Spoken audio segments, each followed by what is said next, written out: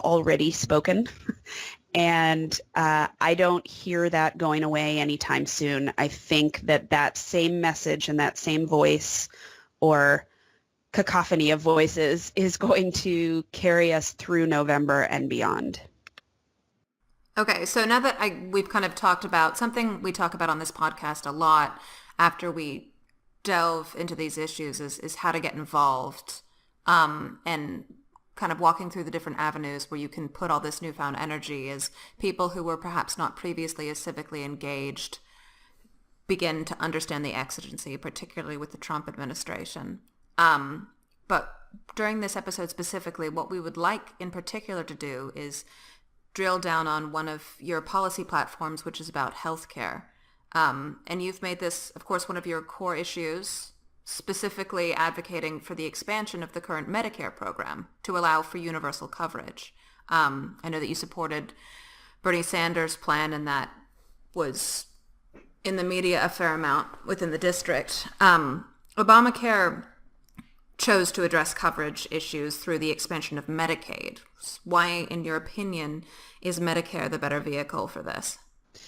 Well, I think that our ultimate goal needs to be universal coverage. Mm-hmm. I think we need to do it through a single payer system. And there are lots of variations on a single payer system. Right. And frankly, if I were designing from scratch for the United States, I probably would not choose Medicare for all. I think that there might be better approaches, but we're not designing from scratch. We're starting from where we are. Right. And we have a Medicare system in place that functions beautifully. And it is incredibly efficient. We know, for example, that when we compare administrative costs, right, which is a great measure of efficiency, between Medicare and private insurance, we see shocking differences. Administrative costs in Medicare are about 2%. In the private insurance industry, they can get as high as 30%. Wow. So it's a very efficient program. It also happens to be one of our most popular government programs. Mm-hmm. People love it. It has widespread support. So I think that the most feasible way forward from where we are to universal coverage through a single payer system is just by opening the doors of Medicare to everybody. Just make it bigger. Make sure that everybody has access instead of only one segment of our society. And in terms of how that would be paid for, initially there's obviously a Medicare tax that most of us pay. Would you advocate for an expansion of that to offset the costs? Yes, I think that would be how we have to pay for it. Right. And I know that makes people nervous because people don't want increased taxes. But what's really important to keep in the conversation is while you would have an increase in taxes, you would no longer have out-of-pocket medical expenses. Right. So all the money that households are spending right now on healthcare premiums, which is in some cases an extraordinary amount of money, you would not have those expenses anymore. So the analyses show us that individual households would make out much better in terms of overall costs once you take into account both an increase in a Medicare tax and a reduction in out-of-pocket healthcare expenses. Not only would the individual households make out better, but the overall economy makes out better as well. So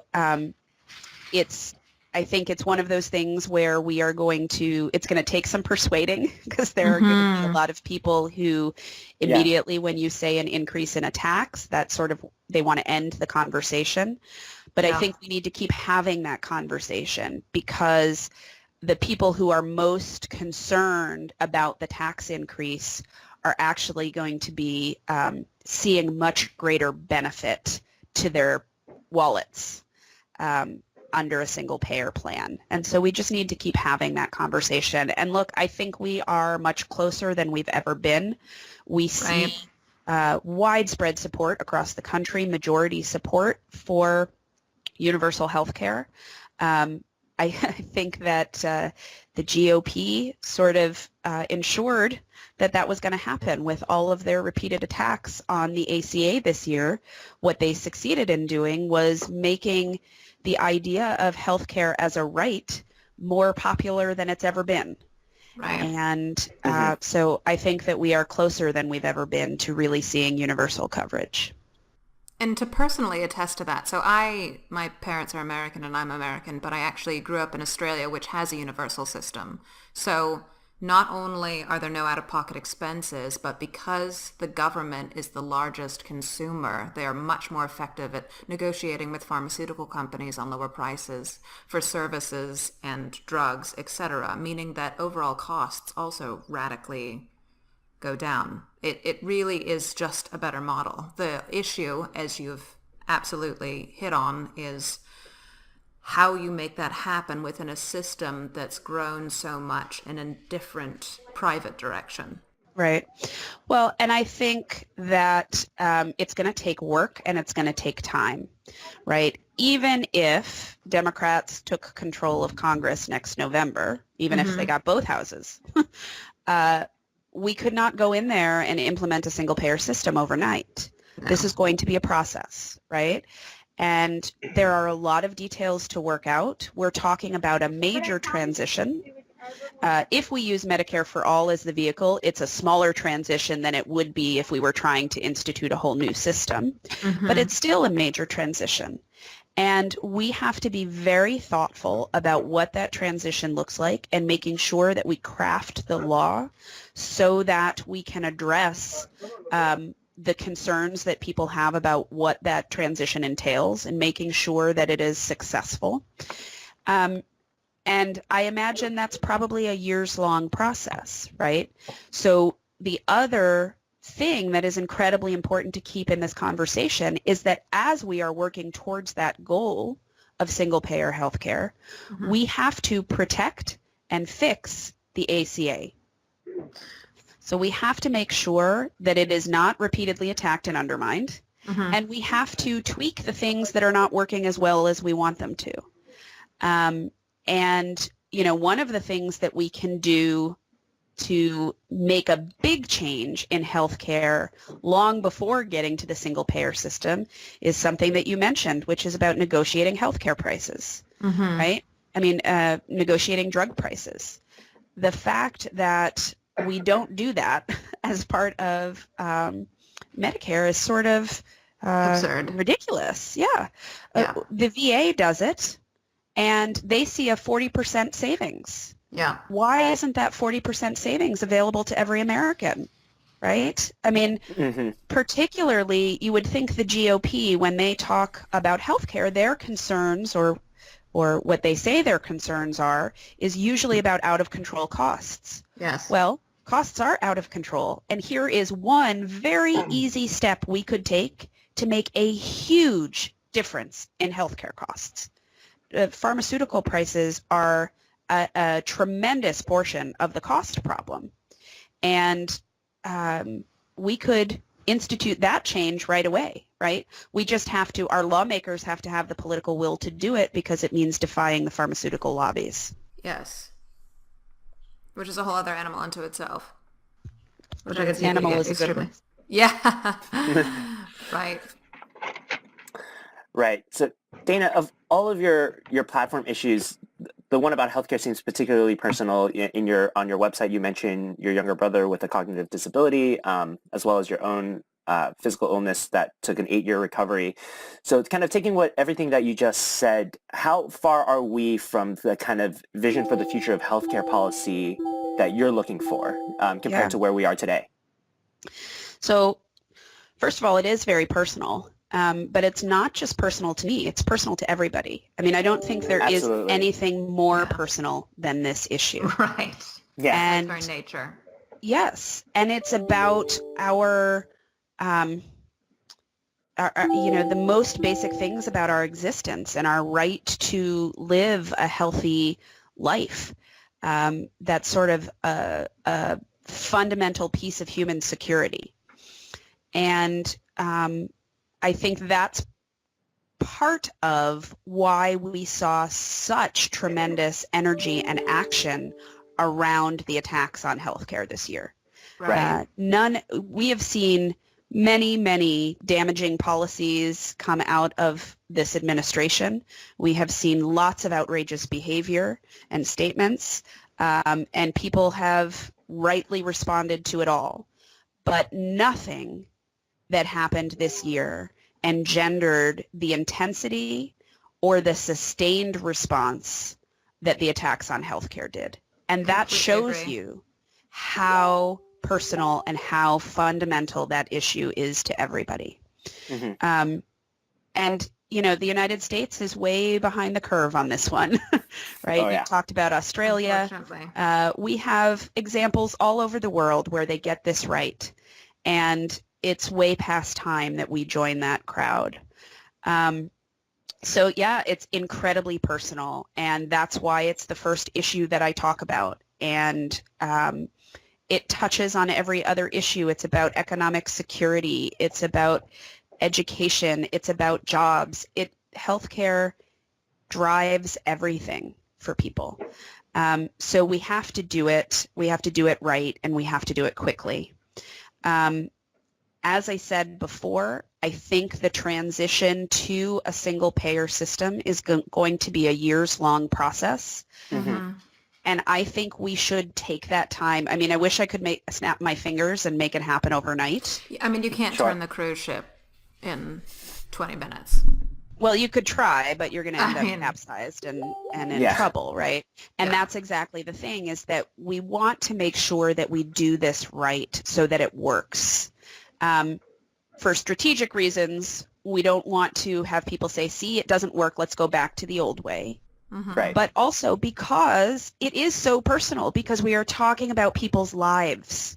We have to be careful and thoughtful and thorough and do the best we can. And we need to go in understanding we're not going to get everything right. It's not possible to get everything right. But we have to do the best we can and then be willing to fix what doesn't work or make better what we can make better.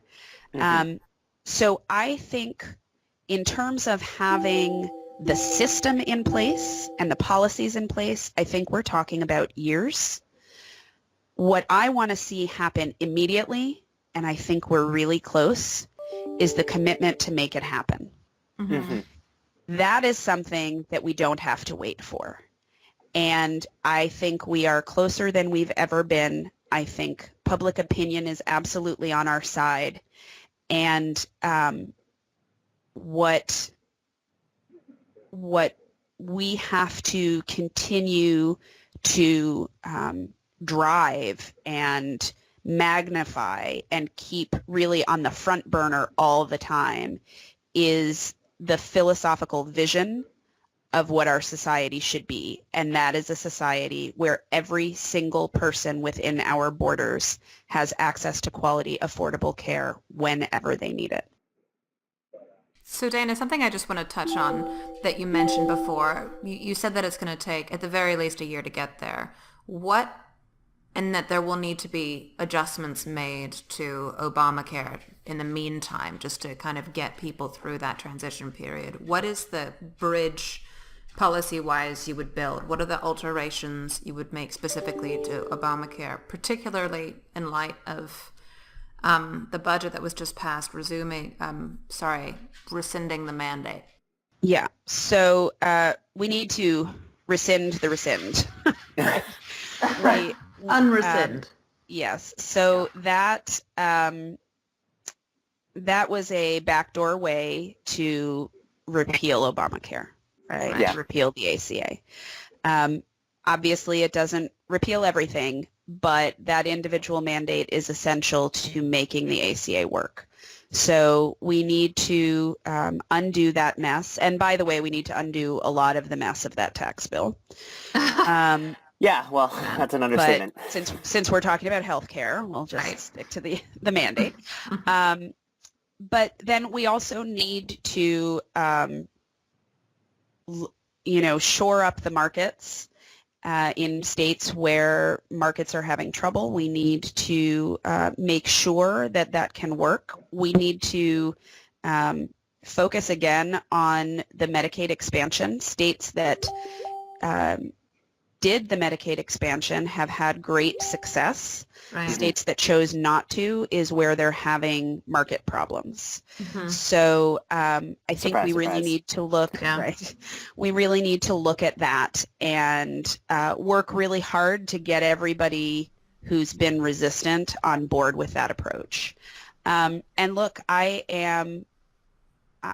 think that when we are talking about healthcare, because it is such a fundamental issue and because it represents a sixth of our country's economy, this is an issue that has to be dealt with in a bipartisan way.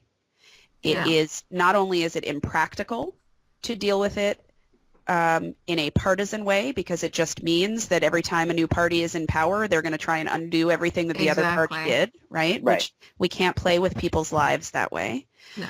But also, it's ethically and morally important to make it a bipartisan issue because it is fundamental to life. And so whatever these fixes are that we can put in place, that needs to be arrived at together by working and compromising. And I think, again, based on what we've seen this year and what voters have made very clear to their representatives they expect to happen, I believe that working in a bipartisan fashion on this is going to be easier than it was.